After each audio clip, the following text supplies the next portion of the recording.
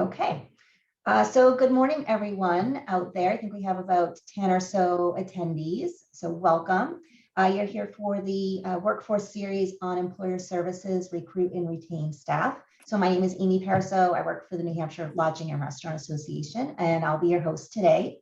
I will moderate the chat throughout the session and kind of raise my hand and grab James and Courtney's attention in order for them to answer any questions that you have. We're very thankful to have James and Courtney here from New Hampshire Employment and Security to go over some ideas about how you can recruit and retain your staff during this difficult workforce time. So without further ado, I will pass it off to Courtney and James. Great. So we're going to start with a PowerPoint of the WorkInvest. So let me pull it up.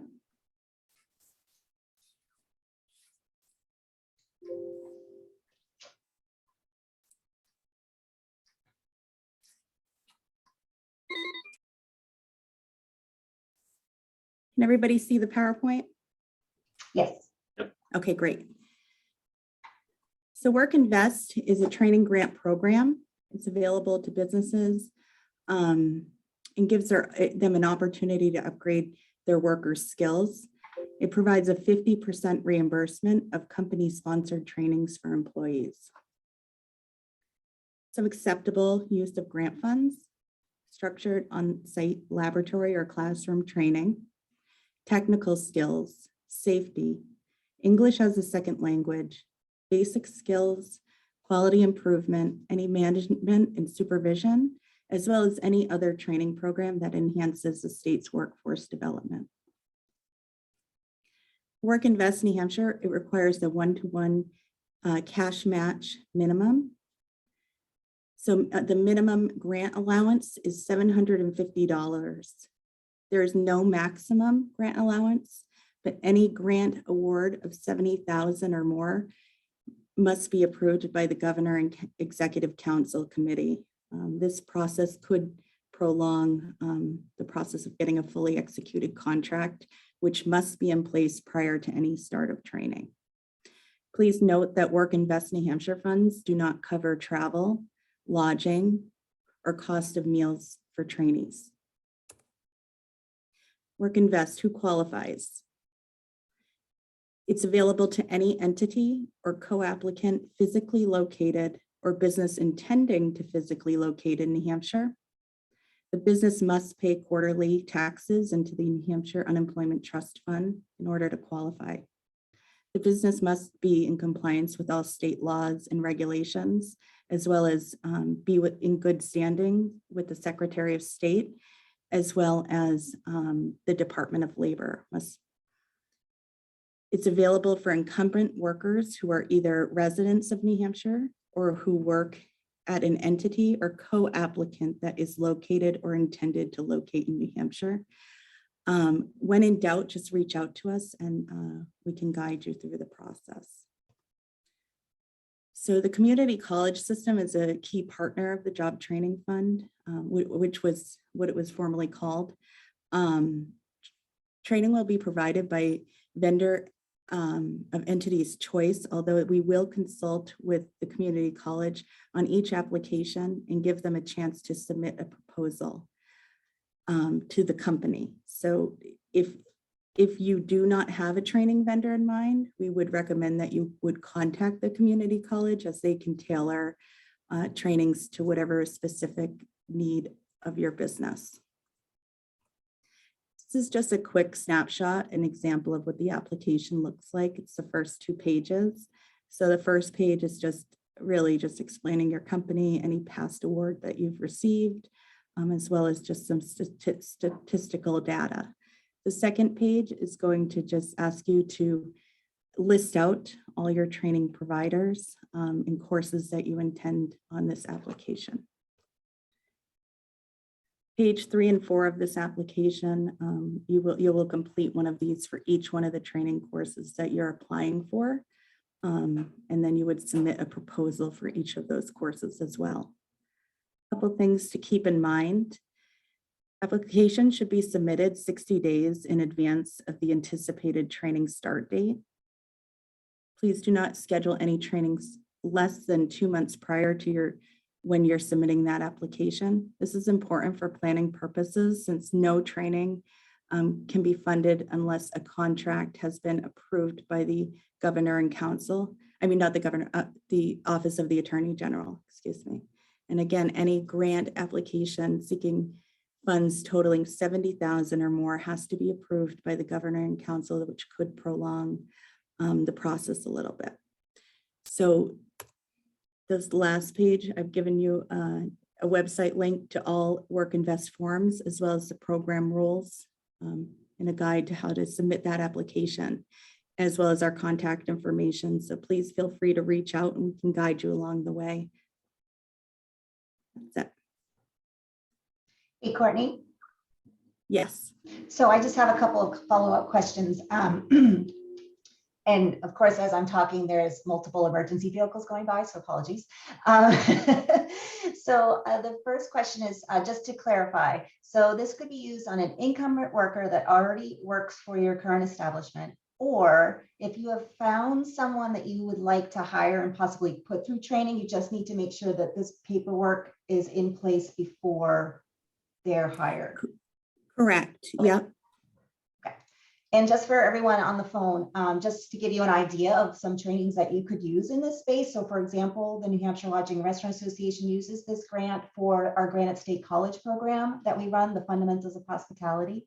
But you could also use it in things like the programs that the National Restaurant Association uses, their certification programs, because they are an approved vendor in the system. So that's an example of trainings that you could use this grant for. Absolutely. Thank you. All right. Thanks a lot, Courtney. Appreciate it. Absolutely. And thank you, Amy, for having us today. I appreciate it. I didn't really prepare a slide deck. I just have some talking points about some of the programs that we offer and how to engage with New Hampshire Employment Security. I'm sure many of your, I know obviously many of your partners do already. But from a high level, one of the biggest things when I'm talking to new employers to how to engage with us, how to sort of get an overview of our services that we offer to employers. The first thing is really by who do you interface at the agency with first? So we actually have dedicated staff called Employment Service Representatives. Yeah, we kind of use the shorthand for ESRs. They're staff at all of our local offices around the state that are dedicated for employer outreach, employer assistance. We also have what are called, doesn't really matter, ELVers. They're part of a different grant, but basically they are paid for by the U.S. Department of Labor, and they are they're basically focused on veteran veteran hiring needs. They have a counterpart who specifically case management manages certain veterans. So they're actively working with veterans that we may have who are going through employment services. So they know who our veterans are. And their job is really to be doing employer outreach and working directly with employers to kind of connect those two groups together. So we have this staff all around the state at all 12 of our offices, including, for some North Country folks, we have our satellite office up in Colebrook, and then Plymouth is part-time, but so we do have a presence around the state, and we have these staff members everywhere. So you can reach them through the hotline that we've had set up this past year and a half mostly for claims, but we do have a couple employer hotline numbers that when you call in, you can get directed to that ESR staff. Also, if you're going to our job fairs, that's a really good opportunity because for all the job fairs that we host, and I'll go into those a little bit later about how the job fair sort of works. We have ESR staff at every job fair. So they're available if you can find them, usually at like one of our main tables that's labeled for us. That's a really good opportunity before the event starts, to kind of pick our brains and ask. Also, we can get that contact information for you, but one of the biggest things, and the ESRs will all kind of push you towards, is taking advantage of the labor exchange, the job match system, signing up as an employer in that job match system that we use. Also, all of the NHWorks partners use that. So it's not just the New Hampshire Employment Security tool. That's used by the community college system, Department of Education, DHHS. So that's sort of a unified tool, and employers really, for us to take advantage of all the services that we offer for you, we always kind of direct everyone, hey, first step, make sure you're registered in the job match system as an employer. That way you can post your jobs. You have to be, if you want us to post, and if you want to post H-2A or H-2B visa jobs. So I know in lodging, if you're looking for H-2B sort of temporary workers, those jobs have to be posted when you're doing your application through the Department of Labor. They have to be posted on a state labor exchange system. So in that case, it's the New Hampshire job match system. ESRs are there. They are the resource to help you navigate that. It can be a little bit clunky sometimes. Maybe you had HR who used it 5 years ago and you lost the password and you make another account. So those are the types of things that reaching out to us before you kind of get too far along, we can look up your account. We can look up, oh yeah, your business has been in here for 5 years. You don't need to re-register and all that kind of thing. So that's a big one. I know in your field, some of those H-2B kind of temporary workers, that's a really big topic. So you do need to be registered in, whether it's New Hampshire or Vermont or, wherever your business is, it's the same rules across the US. So the job match system is that tool for New Hampshire. The only thing that we don't really make people register for in the job match system before you take advantage of the services we offer is job fairs. So you don't need to be registered. So I'm going to kind of roll into that. The job fairs that we offer, they are currently all virtual. We use a platform called Remo, and we do offer services such as a little bit of training. ESRs could help with that. Courtney's unit, actually their group manages the job fairs, so they can help with that, but there is lots of training online through the vendor that we use, which is called Remo. So that's the online platform currently that we use for hosting job fairs. So there is training on how to do that. I'm sure some of the businesses that are represented here today have already been on them. It's a pretty cool platform. We run about 6 per month. We have one today, I believe. And then we're kind of scheduling for after the holidays in January. Registering for that is you just do it through our NHES.nh.gov, right through our homepage. You go to the job fair webpage, and you can register as an employer. You have to register ahead of time as an employer. There is no fee, there is nothing like that, but that gives you the time to train or to get help or get assistance from us or technical support for us.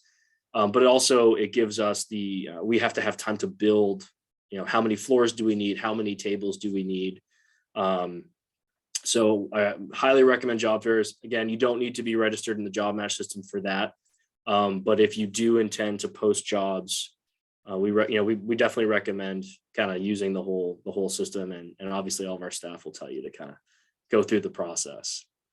So that was something we want to talk about. So how to kind of engage with us, job fairs, using the labor exchange system. Courtney touched on WorkInvest. There's 2 other small programs that I kind of want to talk to you about, and they can have really big impact on you. Especially since 1/3 of our state basically automatically qualifies, and that's the work opportunity tax credit. So that is essentially a tax credit for hiring certain types of workers or retaining certain types of workers. And that is a tax credit that I don't really want to get too much into the details of how the credit actually applies. But a lot of our companies in New Hampshire take advantage of this. And all of those applications kind of run through us, through our agency, we have a unit that handles the work opportunity tax credit. But basically, it's a tax credit for hiring certain eligible, basically demographic groups of workers. So a lot of companies use it almostly in their onboarding packet. Basically, once you hire somebody, they automatically do this and submit it. But some of the eligible criteria for this is, if you have, you hire somebody who is a food stamp recipient, they're on SNAP. Same thing with TANF, if it's longer than, I think right now it's 18 months. different types of qualified or protected veterans. So if you hire some veterans, there's actually different levels, somewhere between $2,400 and $9,600 of a tax credit just for that one worker. There are, basically anybody 18 to 40-year-old who lives in Coos County, New Hampshire is automatically eligible for this program just because it's like a designated rural area, a redevelopment area. So if you're in the North Country and you hire any worker who's 18 to 40, you could apply for the tax credit. And that's in that like $2,400 range. Someone who's actively using vocational rehabilitation through the Department of Education. There's a couple other categories that Social Security insurance recipients, things like that. But that's a really good program that we have. We get bogged down a little bit with lots of applications sometimes because some of the bigger companies, they have some very large consulting firms just automatically putting these things into us from all around the country. But it doesn't matter basically when we process the application. It just has to be done. I believe, Courtney, correct me if I'm wrong, is it within the first like month or 2 months of hiring? It's like 24 days, or I think you have to basically submit the application. It just has to be postmarked or submitted by, I think, 24 days of hiring. So a lot of people who successfully use that program, they kind of make it part of their hiring packet. Hey, just fill out this extra form for the IRS, because that's who administers it. We just have to, we do the front end paperwork, but the IRS is actually the agency that runs the program. So we do have a lot of success with that. And that's quite a bit of money when you have quite a few new employees throughout the year or what have you. That adds up over time. And a program that also kind of goes alongside that we push, but nobody really knows about. And mostly I'm focusing on these programs because of where we are with the labor market. How do you kind of reach for your staffing needs, maybe some groups of workers who you might not have reached out to before, or maybe you're getting different people who have never applied to your company before. And one of the big things that we actually received a demonstration grant for this from the Department of Labor, but it's for the federal bonding program. So if you have, people who maybe justice involved, they might have a felony, maybe they have a dishonorable discharge from the armed forces. So it doesn't have to be jail time necessarily. It just could be something that might make them a little bit harder to insure as a employee. So the federal bonding program, basically NHES fronts the bond for that worker. So you have to hire them. There has to be an offer on the table. It's not sort of before, while you're looking for people. So you do have to hire them. But it's a 6-month bond up to $25,000. So it's in increments of $5,000 for bonding. And then if you want to go past 6 months, that can get moved into a transitional bond. So that's something that we don't really have very many people take advantage of it, but the ones that do have found it to be pretty useful. And again, it's not just for criminal records. There's kind of a few different criteria for that program. But it lets you look at maybe different candidates that you might otherwise normally hire, or maybe you just haven't had them apply in the past. But so, yeah, those are kind of the big ones I wanted to hit on. And really the start of the show is kind of the WorkInvest program. Courtney, you didn't touch on the new initiative that's rolling out for that, correct? I didn't. There is a new initiative about CDL drivers. In order to qualify, you'd have to have a fleet of 20 CDL eligible vehicles or less. Yeah. And what that is it's an incentive to hire CDL drivers and to train them. So we would be providing an incentive. And, I can send a flyer off as well to Amy that she can, Amy, would you pass out to all the attendees? Yeah, it might not be that relevant, but it's brand new, and they're putting a bunch of the COVID money that we've had. They're just sort of rolling this out. So that's brand new. We wanted to mention it just because they are actively rolling it out like last week, this week, something like that. So I think where it might apply to our industry is our food service providers, like a exactly. PFG or US Foods. I don't know how big their fleet is, so I'm not sure they qualify. Right. But even a smaller food service provider may be able to take advantage of that, so we can certainly share it. I had a couple of follow-up questions just because I kind of talk to you guys a little bit more, maybe understand the nuances of what's happening versus Yeah, of someone who's course. listening to this the first time, so they may not think of a question. Are you ever thinking about moving back to in-person job fairs? Because this group of people, we're in-person people, we're very face-to-face. So the virtual has been a little tough. We've had some industry members participate, especially when we've done some hospitality-focused virtual fairs, but with CNH and on our own. And those have been somewhat successful, but we've had kind of the call of, well, when are the in-person coming back? Because that's the type of people we are. We would love that. At least a lot of us would like that. There isn't a plan at the moment. I think we're probably going to go through the winter into spring. Okay. There was an in-person job fair, but we didn't host it. So we were there and we helped organize it. Or not organize it, but we helped sort of facilitate it. It was in Manchester. And that had pretty good turnout, right? Courtney, did you go to that, or was it just Kate and somebody else? I didn't, but it did have good turnout. Absolutely. I think it was good also for like businesses. They just wanted to see each other. They wanted to get a little bit of that interaction. So that was down at the DoubleTree downtown in Manchester, and that was a very successful event. We're kind of investing in the virtual for the moment, I think, just to get through. I mean, our offices aren't even open 8 hour, they're not even open full days yet. So we've taken a cautious approach, and it's sort of paid off because we have had so many issues with people being sick and staffing, and where there's a lot of coverage that needs to happen, and to have a staff kind of be out. We have 7 people go to a job fair. It's just not really in the cards right now. So understood.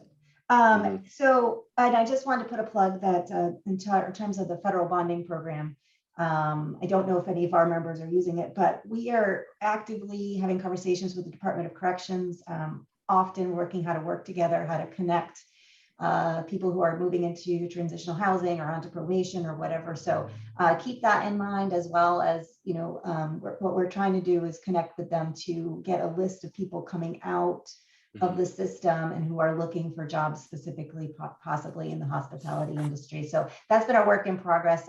They're also understaffed and struggling. So, trying to work together to do that. So just have people on the call, keep that in mind as an option. And then just to that point, actually, that's something I didn't mention, but we do have, it's called the reentry program, which is more of a reemployment program, but we do have staff who are working with folks getting out of all the correctional facilities. Okay.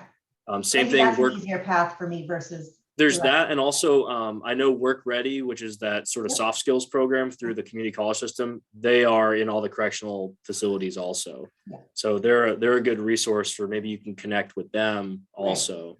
Right. Perfect. And then, so you talked a lot about different programs and options. So is there regional contacts for each one of those programs, or is it just kind of a one-stop, like if you're in the North Country, you contact this office and they'll kind of help get you through whatever topic area? Or yeah, so all of our offices are a one-stop in that sense, even for our partners such as Voc Rehab and DHHS and the sort of the regional community action partners. So we are all fully, each office that we have can handle the all of our requests, whether it's by referral or whether it's in person that day. But I believe on our website, and I will double check and get a list to you, but I believe it's on our website. All of our offices should have the employer service representatives listed on our NHES website. So that includes phone numbers and emails for each of that staff. Some of the phone numbers, just because of what we've been dealing with through the hotline configuration, some of the direct lines might go to the hotline, but then you can just hit the employer line. So if you do have any sort of general questions, the hotline will get you to an employer rep, one way or the other. But all of the ESRs are listed on our website for direct contact. Great. Yeah. Thank you. Also, they're supposed to be doing outreach. All the ESRs are supposed to be doing business outreach in their area. So that's a little bit more regional. So odds are you'll work with somebody who's down the street from you. Yeah. I don't know if there's any questions out there from our participants.